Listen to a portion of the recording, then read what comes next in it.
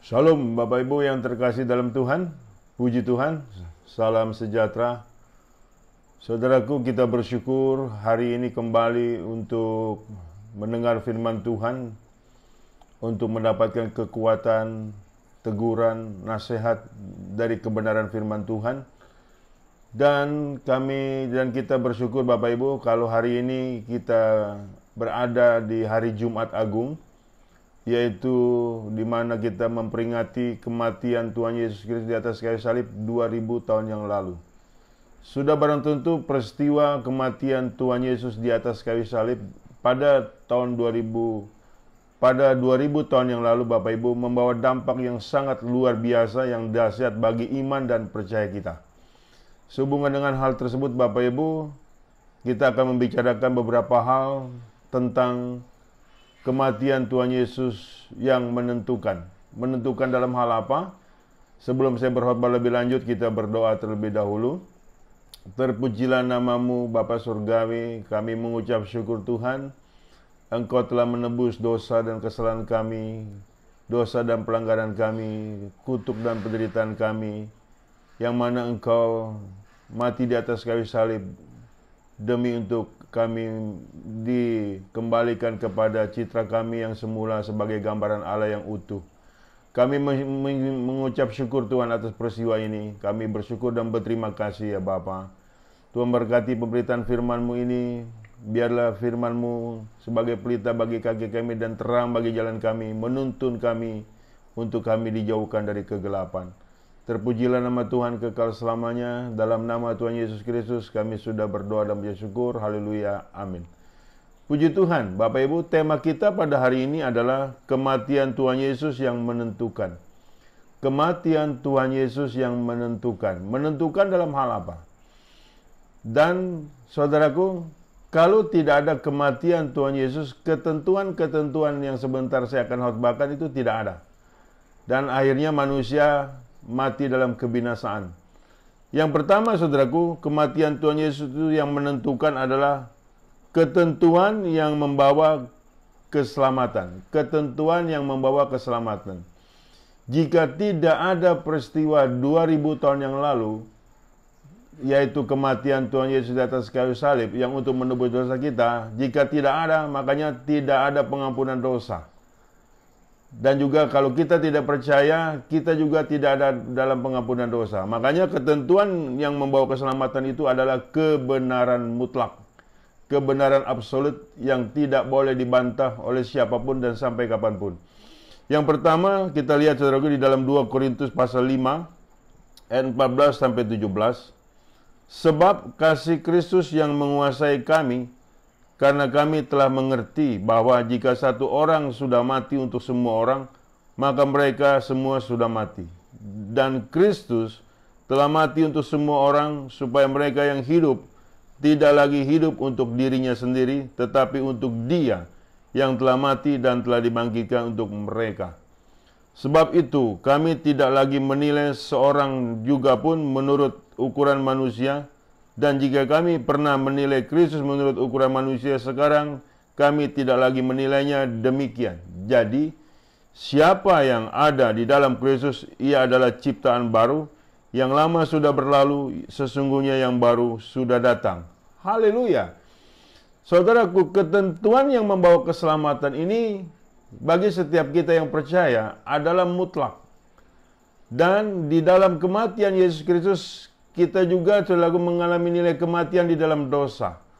Dengan demikian saudaraku, kita tidak lagi diperhitungkan sebagai orang-orang berdosa, sebagai umat yang berdosa, tetapi umat yang dibenarkan oleh kasih Tuhan, telah dibenarkan oleh anugerah Tuhan. Jadi tanpa kematian Yesus Kristus, tanpa mempercayai kematian Yesus Kristus di atas kayu salib, saudaraku, hasilnya adalah kebinasaan. Dan tatkala kita mempercayai bahwa kematian Tuhan Yesus di atas kayu salib adalah untuk keselamatan kita, kita itu bukan yang manusia lama lagi, kita sudah menjadi manusia baru. Yang lama sudah berlalu, yang baru sudah datang. Ini sungguh sangat luar biasa Bapak Ibu, mengenai dengan kematian Yesus di atas kayu salib 2000 tahun yang lalu. Jadi ini nilai kepercayaan kekristenan. Jadi Bapak Ibu enggak usah ragu dengan omongan-omongan penyesat. Enggak usah ragu dengan orang-orang yang ragu-ragu dalam hal kematian Yesus Kristus. Saudaraku, kematian Yesus Kristus di atas kayu salib benar adanya membawa ketentuan keselamatan bagi orang-orang yang percaya. Tetapi bagi orang-orang yang tidak percaya membawa dampak kebinasaan yang kekal. Ini perlu kita camkan baik-baik sebagai umat Tuhan. Saudaraku, kita berterima kasih atas karya Yesus Kristus di atas kayu salib. Dengan karya yang luar biasa ini Bapak Ibu, sehingga kita memperoleh keselamatan dari Yesus Kristus dan menjadi manusia baru. Yang lama sudah berlalu, yang baru sudah datang. Nah, ini saudaraku, pengertian kita adalah pengertian yang dilandasi oleh iman yang teguh. Bukan pengertian berdasarkan akal budi kita yang notabene terbatas. Ya saudaraku, sampai banyak orang juga, masa sih dengan satu orang itu manusia semuanya seluruhnya diselamatkan? Bukan oleh karena satu orang seluruhnya diselamatkan, bagi yang percaya. Jadi bagi yang percaya, saudaraku, kita diselamatkan. Sebab ketentuan ini sudah mutlak berlaku untuk selama-lamanya. Karena Yesus telah mati di atas kayu salib juga sebelum-sebelumnya sudah dinubuatkan. Jauh sebelum-sebelumnya, ratusan tahun sebelumnya menurut kitab Yesaya. Jadi setiap kita percayalah bahwa kematian Yesus Kristus di atas kayu salib membawa keselamatan. Itu yang pertama. Ketentuan yang kedua, saudaraku, ketentuan yang membawa kelepasan. Galatia 3 ayat 13 sampai 14. Kristus telah menebus kita dari kutuk hukum Taurat dengan jalan menjadi kutuk karena kita. Sebab ada tertulis, terkutuklah orang yang digantung pada kayu salib. Yesus Kristus telah membuat ini supaya di dalam Dia berkat Abraham sampai kepada bangsa-bangsa lain, sehingga oleh iman kita menerima roh yang dijanjikan itu. Yang kedua, ketentuan yang membawa kelepasan. Tanpa kematian Yesus di atas kayu salib, Bapak Ibu, manusia seluruhnya dalam kondisi terkutuk. Roma 3:23, semua manusia telah kehilangan kemuliaan Tuhan dan sudah berdosa. Tidak ada satupun manusia yang bisa masuk surga tanpa mempercayai pengorbanan Yesus Kristus di atas kayu salib, yang membawa ketentuan soal nilai kelepasan. Kelepasan dari kutuk, kelepasan dari kebinasaan untuk memperoleh hidup yang kekal. Puji Tuhan Bapak Ibu. Jadi setiap kita, saudaraku, harus percaya dan harus memegang teguh iman percaya kita bahwa oleh karena kematian Yesus di atas kayu salib, kita memperoleh kelepasan. Setiap manusia sudah terkutuk Bapak Ibu. Dari kutuk nenek moyang, manusia tidak berdaya dalam hal itu. Dan manusia tidak bisa menyelamatkan dirinya sendiri, dan tidak ada satupun manusia yang mampu menanggung kutuk kecuali Yesus Kristus Tuhan. Haleluya. Puji Tuhan Bapak Ibu, bahwa kita sudah terlepas, sudah terbebas dari kutuk maut, kutuk keturunan. Sudah semua terlepas oleh karena karya salib Kristus Yesus. Ya kan saudaraku, dan Dia mati di atas kayu salib oleh karena kita ditebus dari dosa-dosa kita yang begitu luar biasa. Jadi Bapak Ibu, kita adalah orang yang paling bahagia. Kita adalah orang yang paling sukacita. Melalui kematian Yesus Kristus kita mendapatkan luar biasa satu nilai yang sangat tiada taranya, yang tidak bisa dibandingkan oleh siapapun. Ingat baik Bapak Ibu, tidak ada satu manusia pun yang mampu untuk menebus dosa kita, untuk menggantikan kita, kecuali Tuhan Yesus Kristus. Jadi membawa ketentuan kelepasan. Kelepasan dari kebinasaan, kelepasan dari maut. Puji Tuhan, kita sudah bebas dari maut. Tatkala kita mati, kita akan masuk surga. Puji Tuhan Bapak Ibu. Jadi jangan sampai kita menyimpang dari jalan-jalan Tuhan. Tetaplah percaya, ya saudaraku, di kolong langit ini tidak ada nama lain selain di dalam nama Tuhan Yesus Kristus manusia beroleh keselamatan. Jadi ingat, nama Yesus adalah nama di atas segala nama, nama yang melepaskan kita dari kebinasaan, nama yang melepaskan kita dari kutuk penderitaan, nama yang menebus dosa-dosa kita. Haleluya. Tinggikanlah nama Yesus kekal selama-lamanya dalam kehidupan kita. Dan pada akhirnya kita berhak menerima berkat-berkat Abraham. Galatia 3 ayat 29 dikatakan, barang siapa yang milik Kristus, dia adalah keturunan Abraham dan berhak menerima janji-janji Allah. Puji Tuhan Bapak Ibu. Kita adalah orang-orang yang paling berbahagia di dalam dunia ini karena kita percaya. Melalui kematian Yesus Kristus, telah ditentukan kita memperoleh kelepasan. Yang ketiga Bapak Ibu. Yang ketiga, ketentuan yang membawa kegentaran. Markus 15 ayat 37 sampai 39. Lalu berserulah Yesus dengan suara nyaring dan menyerahkan nyawanya. Ketika itu tabir bait suci terbelah dua dari atas sampai ke bawah. Waktu kepala pasukan yang berdiri berhadapan dengan dia melihat matinya demikian, berkatalah ia, sungguh orang ini adalah anak Allah. Haleluya. Saudaraku, kematian Yesus Kristus membawa kegentaran. Itu dilihat oleh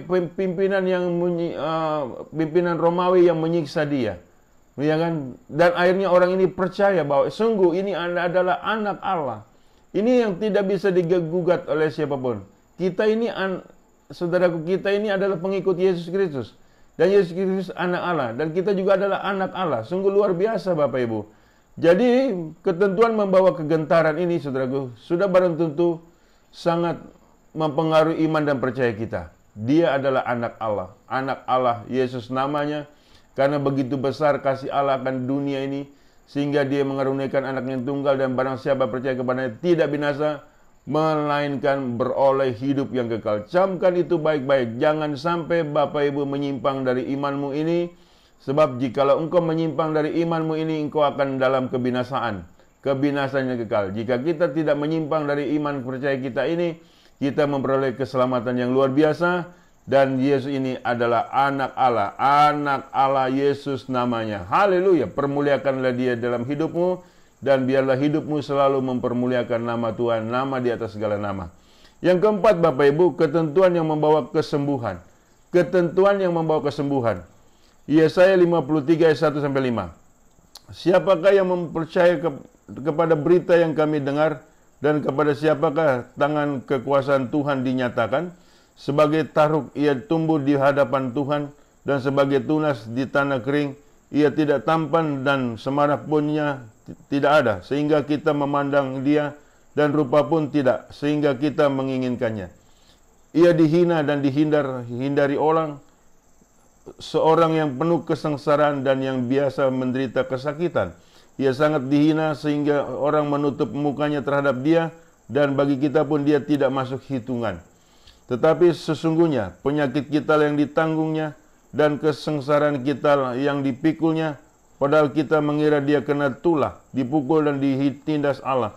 Tetapi dia tertikam oleh karena pemberontakan kita, dia diremukkan oleh karena kejahatan kita, ganjaran yang mendatangkan keselamatan bagi kita ditimpakan kepadanya, dan oleh bilur-bilurnya kita menjadi sembuh. Haleluya, saudaraku.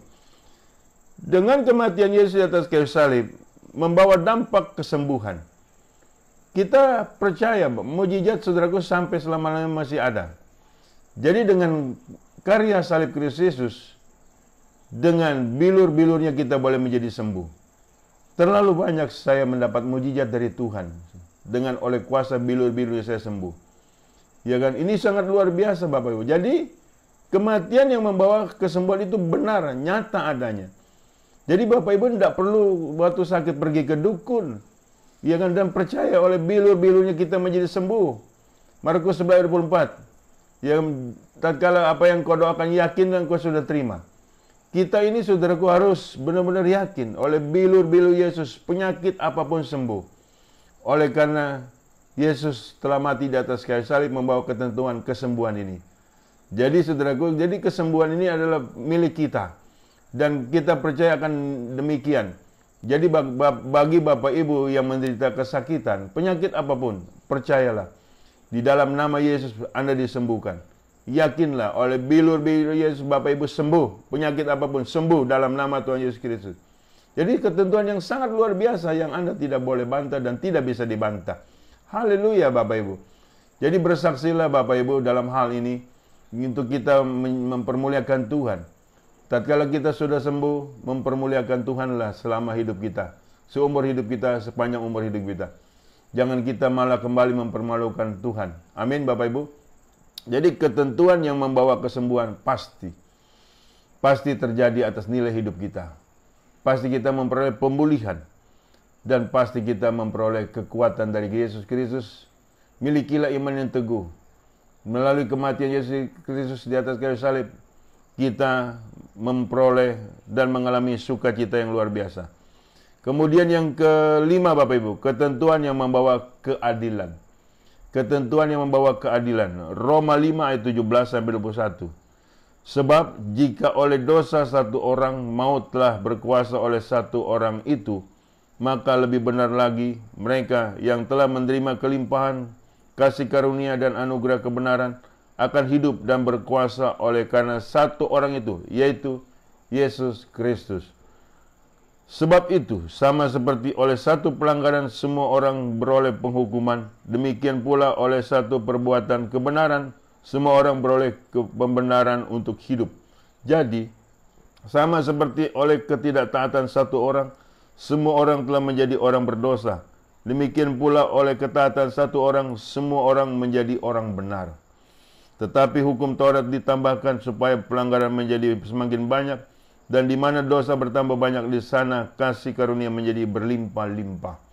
Supaya sama seperti dosa berkuasa dalam alam maut, demikian kasih karunia akan berkuasa oleh kebenaran untuk hidup yang kekal oleh Yesus Kristus Tuhan kita. Disinilah saudaraku keadilan Tuhan. Jadi Anda jangan bilang Tuhan tidak adil. Oleh karena satu orang berdosa, Adam, Hawa, saudaraku, berdosa, nenek moyang kita semua berdosa. Dari nenek moyang kita semua umat berdosa. Tapi oleh karena satu orang, yaitu Yesus Kristus, dosa-dosa manusia diampuni bagi yang percaya. Itu keadilan Tuhan. Jadi saudaraku, dengan demikian, kematian Tuhan Yesus Kristus di atas kayu salib membawa ketentuan keadilan. Keadilan Tuhan Bapak Ibu apabila sudah dijalankan sedemikian rupa, sudah dilakukan sedemikian rupa oleh Yesus Tuhan sendiri, tatkala kita tidak mau menerimanya, kita akan dalam kebinasaan. Untuk itu, percayalah, keadilan Tuhan Yesus Kristus, keadilan Tuhan semesta alam, sudah diberikan bagi setiap kita yang percaya. Jadi, kita bukan lagi umat berdosa, bukan lagi manusia berdosa, tapi manusia yang telah ditebus dari dosa-dosa kita. Itu keadilan Tuhan. Puji Tuhan Bapak Ibu. Saya percaya firman Tuhan ini tidak pernah kembali dengan sia-sia. Saudaraku, saya percaya firman Tuhan ini menguatkan kita, memulihkan iman kita yang lemah. Kita tetap akhirnya percaya kepada Yesus Kristus Tuhan kita selama-lamanya, seumur hidup kita. Selamat memperingati hari Jumat Agung.